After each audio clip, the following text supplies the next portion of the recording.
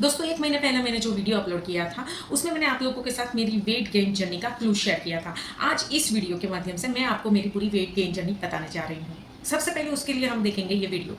दोस्तों यही है मेरे दुकान की वो सीढ़ियाँ जिसके बारे में मैंने आपको बताया था लास्ट वीडियो में, जहाँ से मैं गिरी थी। आप देख सकते हैं ये सीढ़ियाँ पूरी स्पाइरल हैं और इसके जो स्टेप हैं वो पूरे ट्रायंगल शेप में बने हुए हैं और ये पूरी सीढ़ियाँ चढ़ने के बाद आता है एक प्लेटफॉर्म और ये प्लेटफॉर्म से आपको फ्लोर पे जाने के लिए स्टेप डाउन करना है। और इसी प्लेटफॉर्म पे मुझे ना पीछे से आवाज़ लगाई गई कि थैलियाँ दे दो, तो मेरा मुंह पीछे मुड़ गया और मैंने देखा ही नहीं कि स्टेप डाउन करना है। तो ये स्टेप डाउन करने के बजाय मेरा पैर सीधा ही आगे गया और मेरा लेफ्ट लेग पहले मैंने आगे लिया होगा, तो वो जैसे ही आगे गया पूरी ज़ोर से गिरा और मुड़ गया। और ये देख सकते हैं आप यहाँ पे कि ये सीढ़ी जो ख़त्म होती है, ये जो प्लेटफॉर्म है वहाँ से फ्लोरिंग के अंतर में हार्डली 1.5 इंच का ही डिस्टेंस है। सिर्फ इतने कम डिस्टेंस से मैं गिरी हूँ। तो आपने देखा कितना कम डिस्टेंस था, बस इतना ही, हार्डली ये इतना 1.5 इंच का डिस्टेंस था, पर फिर भी मेरा फुट फ्रैक्चर हुआ। इसकी वजह ये डिस्टेंस नहीं लग रहा मुझे मुझे मेरी गलती समझ में आ रही है कि वो वजह थी मेरी स्पीड। मैं जिस स्पीड में उस दिन वो सीढ़ियाँ चढ़ी थी और जिस फोर्स से मैं भाग के जा रही थी, क्योंकि मुझे बहुत जल्द वापस भी आना था नीचे, तो उस स्पीड की वजह से वो जो इतना कम डिस्टेंस था, जो शायद मचकोड़ भी ना आता, लेकिन फिर भी इतना फोर्सफुली मेरा पैर गिरा और गिरते ही ऐसे मुड़ गया और पूरी बॉडी का जो वेट था वो ये आखिरी 5th मेटाटार्सल जो बॉन होता है उसके ऊपर आ गया और उसी की वजह से ये हड्डी टूटी। तो दोस्तों शनिवार शाम की हुई इस इंजरी को मैंने बहुत ही लाइटली और मचकोड़ समझ लिया। रात तक तो ये हाल हो चुके थे और दूसरे दिन संडे था और मंडे आते आते तो खून के थपके बनने शुरू हो गए थे जो लिटरली दिखाई दे रहे थे। और अब ये सिचुएशन देख के मुझे फाइनली समझ आ गया था कि ऑर्थोपेडिक डॉक्टर को दिखाना ही पड़ेगा। तो अभी जो आप देख रहे हैं ये सबसे पहला एक्सरे है जहाँ पे फुट फ्रैक्चर डायग्नोस किया गया था। आप देख सकते हैं पूरा काजू कतली शेप में फ्रैक्चर हो रखा है और बहुत ही कम रेशो के साथ ये बाकी की जो साबुत हड्डी है उसके साथ जुड़ा हुआ है। अब एक्सरे देख के डॉक्टर ने ये तो बता दिया कि ये कोई छोटी मोटी क्रैक नहीं, लिटरली फ्रैक्चर है। पर एक अच्छी बात ये भी बताई कि ये ऑपरेशन किए बगैर भी जुड़ जाएगा। और डॉक्टर मेरे इतने कॉन्फिडेंट थे कि उनकी बात सुन के मुझे काफ़ी रिलैक्स महसूस हुआ। और फिर डॉक्टर ने मुझे 2 ऑप्शंस बताए। उन्होंने बोला एक ऑप्शन है कि आप ट्रेडिशनल प्लास्टर करवा लो और 21 दिन के बाद उसको खोलेंगे और देखेंगे कि क्या हाल है, एक्सरे से सब पता चलेगा। और दूसरा ऑप्शन उन्होंने मुझे बताया कि आप एक स्ट्रेचेबल बैंड आता है मेडिकल स्टोर से परचेस करके आप पहन लो, तो हर 2 घंटे में आप बर्फ अप्लाई कर सकते हो और वो बैंड आप रात को रिमूव करके सो भी सकते हो। तो फिर सबसे पहले उसको ट्राई करना डिसाइड हुआ, तो मैंने ले लिया एक स्ट्रेचेबल बैंड। अब ये जो स्ट्रेचेबल बैंड था ना बिल्कुल जुराफ की तरह पहनना था, तो मैंने इसको इस तरह से पहन लिया था। हर 2 घंटे इसको रिमूव करके मैं बर्फ़ भी अप्लाई कर रही थी, वापस से इसको पहन रही थी। 1-2 रात मैंने इसको निकाल के सोने का भी ट्राई किया, लेकिन पाँव में काफ़ी सीवियर पेन हो रहा था। और ये जो बेल्ट पहन रखा था मैंने काफ़ी टाइम तक, उसके चलते ना काफ़ी हाई कंप्रेशन क्रिएट हुआ था और ये मेरे पैर की हालत हो गई थी। ऐसा लग रहा था जैसे पूरा पैर डिफॉर्म हो चुका था। अब इस डिफॉर्मेशन को लेकर मैं काफ़ी चिंतित थी और बार बार वो जो स्ट्रेचेबल बैंड निकालना, बर्फ अप्लाई करना, फिर से पहनना और पूरी रात उसके बिना सोना, वो सब रिस्की होना शुरू हो गया था। और मेरी जो इंजर्ड टूटी हुई हड्डी थी वो मुझे लिटरली हिलती हुई फील होती थी। तो इन्हीं सब वजह से मैंने फिर से डॉक्टर को कंसल्ट किया, उनको पूरी सिचुएशन बताई। तो उन्होंने बोला कि भाई आप अपनी बॉडी टाइप के हिसाब से वो पक्का वाला ट्रेडिशनल प्लास्टर ही करवा लो, that would be better for you. तो फिर हालात को ध्यान में रखते हुए मैंने पक्का प्लास्टर करवा लिया। अब पक्का प्लास्टर होने के बाद चीज़ें काफ़ी रिलैक्स्ड हो चुकी थी, मतलब हड्डी अच्छी तरह से वेल पैक हो गई थी। अब हिलने डुलने के कोई चांसेस नहीं थे, रिकवरी की तरफ मेरी इंजरी आगे बढ़ रही थी। लेकिन एक बात वो भी थी कि जिस टाइम पे मेरी इंजरी हुई उस टाइम पे मेरे शॉप पे सेल चल रहा था और मैंने नया नया फुल टाइम ज्वाइन किया था, तो मैं एक फर्स्ट माले पहले माले के सेक्शन में थी, तो कंपलसरी मुझे दादर चढ़ के ही जाना था। और दूसरी चीज़ ये थी कि मेरे सेक्शन पे सिर्फ मैं अकेली हैंडल कर रही थी, तो मेरे पास कोई ऑप्शन नहीं था। उस टाइम पे हमारे पास जो स्टाफ है उसकी भी कमी थी, तो ये पॉसिबल नहीं था कि इस हालत में मैं घर पे बैठी रहूं और आराम करूं। और दूसरी चीज़ ये थी कि प्लास्टर की वजह से, फ्रैक्चर की वजह से मुझे पाँव सीधा रखना था, वो 90 डिग्री घुटने पे फोल्ड करके कुर्सी पे पूरा दिन बैठे रहना, या शुरुआत के दिनों में जब तक वो स्ट्रेचेबल बैंड था मैंने कस्टमर्स हैंडल किए, घूमना फिरना, वो सब पॉसिबल नहीं हो रहा था।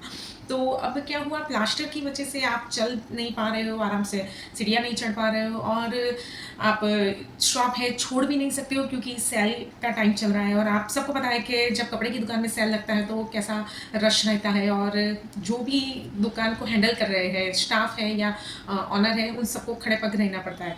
तो हालात कुछ डिफ़िकल्ट थे, और मैंने डॉक्टर से बहुत मुश्किल से इस बात की परमिशन ली कि सेल के जो 15 दिन बाकी है वो मैं ख़त्म कर सकती हूँ, शॉप पे जाऊँ, लेकिन मैं इतना ध्यान रखूँ कि पैर जितना हो सके स्ट्रेट रखूँ और उस पे कोई वजन ना आए जो फ्रैक्चर एरिया है उस जगह पे।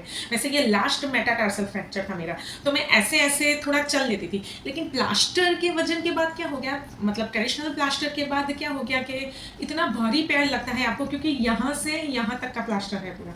तो अब क्या हाल हुए कि मैंने धीरे धीरे ऐसे पैर रखना शुरू कर दिया, मतलब ये जो उंगलियां है पैर की, ये जो तलवा है वो नहीं, लेकिन यहाँ जो पीछे की पैर की होती है ना, बैक, वहाँ से मैं ऐसे पैर रख के मैं चलना सीख गई। मैंने शॉप पे एक वॉकर ले लिया, और बस 15 दिन में कुछ रक्षाबंधन आ रही थी, सेल खत्म हो रहा था, उतने दिन तो मुझे अच्छे से निकालने थे, और इमरजेंसी में हमने एक स्टाफ भी हायर कर लिया। तो बस ये सब ऐसे अच्छे से चल रहा था, और फिर एक दिन ऐसा हुआ कि मैं ना हर रोज़ की तरह ऐसे एडी पे, इंजर्ड पैर एडी पे रख के आगे बढ़ती थी वॉकर की हेल्प से, और एक बार मेरा ध्यान नहीं रहा, नीचे फ्लोर पे कुछ पानी जमा हुआ था, तो मेरा वो प्लास्टर वाले पैर की एडी गिर गई उस पानी पे, और पानी में गिरते ही प्लास्टर ऑफ पेरिस होता है तो वो पिघलना शुरू हो जाता है। तो जो एडी का एरिया था वहाँ पे प्लास्टर जो था वो हार्ड प्लास्टर निकल गया, बह गया पानी में, और फिर वो हो गया एक पट्टी जितना साधारण। और प्लास्टर गीला होने की वजह से ये जो साफ हार्ड सरफेस थी वो गंदी भी हो गई, और बिल्कुल ऐसे हार्ड प्लास्टर की बजाय पट्टी जैसा हो गया, लेकिन फिर भी सब कुछ सही चल रहा था। और फिर आ गई रक्षाबंधन, और ये राखी ना मैंने जहाँ तक हो सके मेरे भाई भतीजे भाभी सबको गाड़ी के पास बुलाकर ही रक्षाबंधन सेलिब्रेट की। फिर मेरे ससुराल में मेरे ननद ने भी मुझे राखी बांधी। उसके बाद मेरा भाई जो मेरी सिटी के बाहर रहता है, मैं उसके घर पहुंची, और वहाँ पर भी हमने अच्छे से राखी सेलिब्रेट की, और फाइनली मैं पहुंच गई अपने सिटी में, अपने घर वापस। अब यहाँ तक ना सब कुछ सही जा रहा था, मैं ना बिल्कुल साथ में आसमान पे थी कि चलो भाई everything is going good, injury हुई, फ्रैक्चर हुआ, ये बात सही है, मगर प्लास्टर से सब ठीक हो रहा है, मुझे ऑपरेट नहीं करवाना पड़ रहा है, सेल भी अच्छे से संभल गया, और राखी भी अच्छे से सेलिब्रेट हो गई। अब मैं बैठी हूँ दोपहर में आराम से, और अभी हम प्लानिंग कर रहे हैं कि चलो भाई शाम को फंक्शन था हमारे घर में, और ये फंक्शन कोई मामूली फंक्शन नहीं था, आउट ऑफ सिटी ही जाना था, पर मैं और हम सब कुछ ज़्यादा खुश थे इस फंक्शन को लेकर, क्योंकि ये फंक्शन मेरे जेठ की 50वीं सालगिरह का फंक्शन था।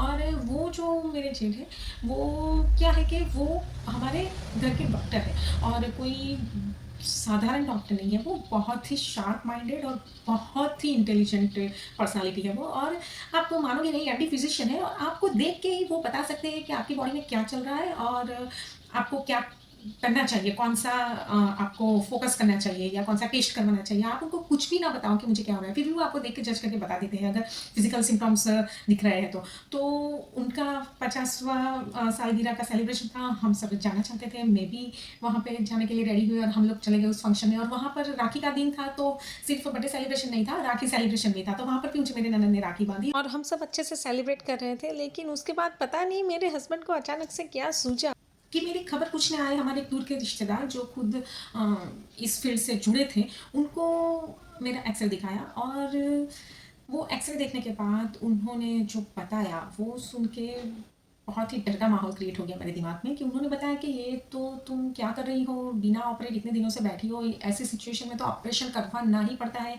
वो पतला सा सलिया आता है, रॉड, वो डालते हैं हड्डी को अलाइन करने के लिए, क्योंकि ये तो डिस्प्लेस दिख रही है, और अगर ऑपरेट नहीं किया तो ये तुम बैठे ही रहोगी, ये रिकवर नहीं होगा।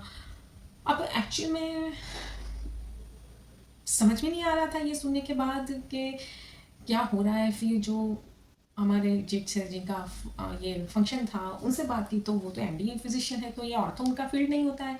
तो फिर हम लोग बहुत ही डर गए कि गलत ट्रीटमेंट चल रही है क्या, ऐसा हमारे दिमाग में आ गया। फिर मैंने पूछा तो मुझे समझ में आया कि वो एक फिजियोथेरापिस्ट थे वो, जिन्होंने हमें ये बात बताई, मगर वो काफ़ी एक्सपीरियंस फिजियोथेरापिस्ट थे। तो बहुत ही कंफ्यूज हो गए हम लोग कि क्या कर रहे हैं और क्या हो रहा है। और इंजरी को 17 दिन हो चुके थे, और दर्द तो होता ही था, भले प्लास्टर लग गया था, हड्डी हिलना महसूस नहीं हो रहा था, लेकिन काफ़ी शार्प पेन जिसको बोलते हैं ना, जैसे जैसे कील चुभ रही है। और उसके बाद एक बहुत ही वियर्ड माहौल बनना शुरू हुआ।